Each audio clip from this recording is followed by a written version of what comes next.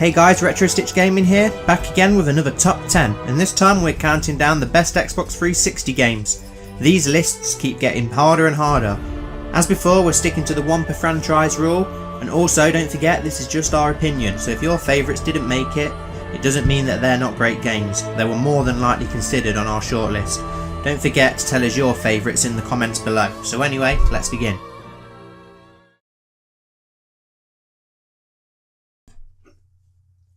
In at number 10, we have Alan Wake.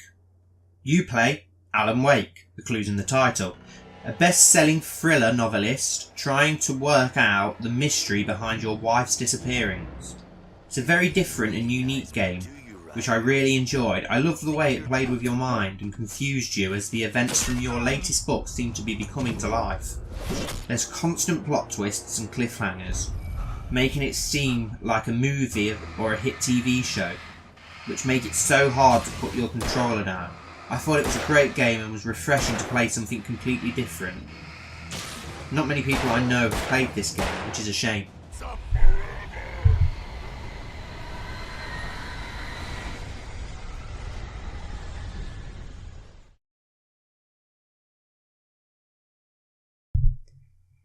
In at number 9 we have Tomb Raider. We always seem to end up with a Tomb Raider game on our list. This instalment offered us a complete reboot of the well-loved and well-regarded franchise. We are able to yet again step into the shoes, but this time of a younger, less polished Lara Croft, before she became the versatile badass we all know and love today. Incorporated into this reboot were RPG elements, beautiful visuals, and yet another amazing story.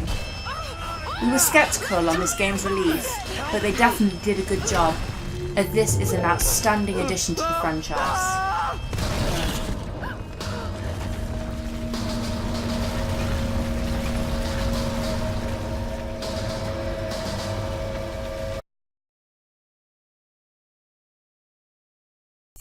In at number 8, we have Dead Space. You play Isaac Clarke, a ship system engineer who must fight his way through the alien-infested mining ship. I love this game so much, it's one of the best survival horror games on the system, in a time there wasn't many good survival horror games around. I love the feel of being completely alone and isolated that this game gives you, and the way that the necromorphs can just pop up at any time using the vents. I love how you have to dismember the necromorphs as well, in order to stop them coming after you. It's a really different and unique way to dispose of your enemies rather than just aiming for the head. It's just a shame that the sequels didn't do anything to what could have been a great series.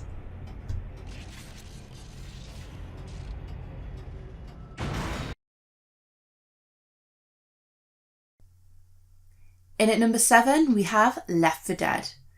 Whether you play single or cooperative mode, Left 4 Dead is a fantastic game. You play either one of 4 survivors, Zoe, Bill, Francis or Louis, in a fight for survival against multiple zombie-infested hordes. This first-person shooter focuses on cooperation and teamwork to get out alive. Left 4 Dead has many horrifying and iconic mini-bosses, such as the Tank, the Hunter, and the illustrious witch who lurks within the darkness, undisturbed. Her wails are the only thing in which alert you to her presence. Myself and Mitchell play a lot of co-op mode. It's simply just really fun and extremely entertaining. And in many cases, I have actually left him for dead.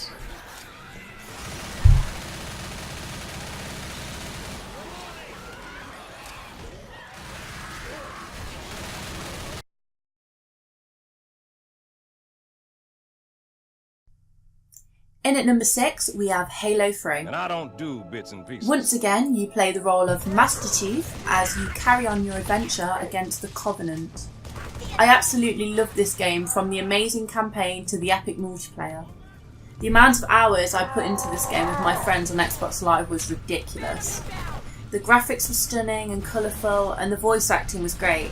It was the peak of the franchise, but sadly, it hasn't reached the same heights since, in my opinion.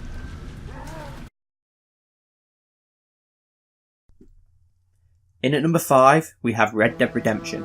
You play John Marston, a former outlaw, forced to hunt down your former associates by the corrupt government agents. It has an amazing open world map full of deserts, mountain passes and towns. The story is incredibly deep and interesting. which is what you'd expect from a Rockstar game. There's lots of animals for you to hunt and minigames to keep you busy. There's also the epic Undead Nightmare DLC, where the Old West has been turned into the zombie apocalypse. The game is just as amazing as Rockstar's other baby, Grand Theft Auto. I really can't wait for the sequel to finally be released. Why don't you check in with me next? In at number 4, we have Skyrim. Well, what can I say? We decided to go with an Elder Scrolls game over a Fallout game for many reasons. One of the biggest reasons being we love the fantasy/medieval theme behind this game.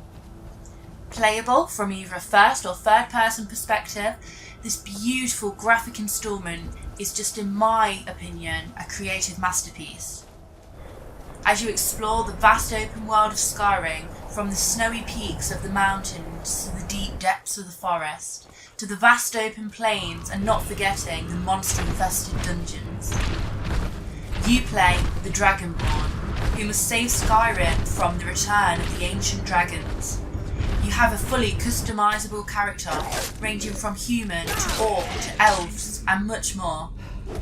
Every time you play this game, there is always something new to do and something new to find.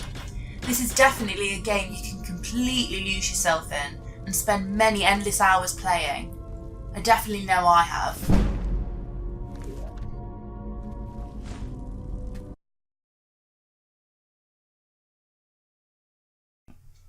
In at number 3, we have Gears of War 2.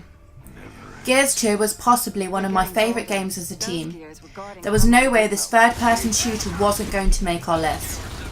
The story continues with the fight against the Locusts as they attempt to sink all the cities on Sierra. Led by Marcus, accompanied by Dom and other comrades, you must try to stop the Locusts. As with the first game, there is still plenty of gory executions, such as the epic chainsaw kills and the curb stomps, which really made it stand out for me. Gears of War 2 offered online gameplay and carried on with the great multiplayer gameplay as well.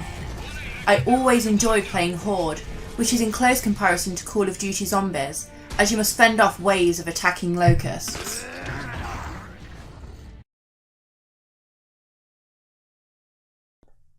In at number 2, we have Bioshock.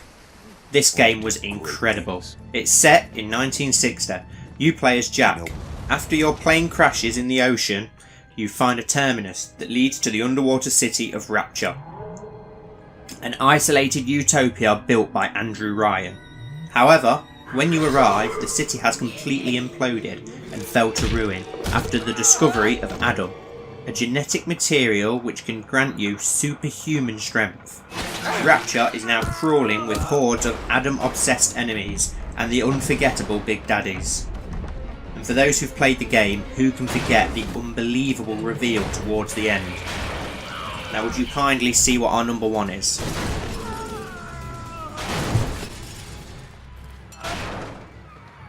That's the Big Daddy. She got it on him. He keeps her safe. Before we unveil our number 1, here are a few of our honourable mentions.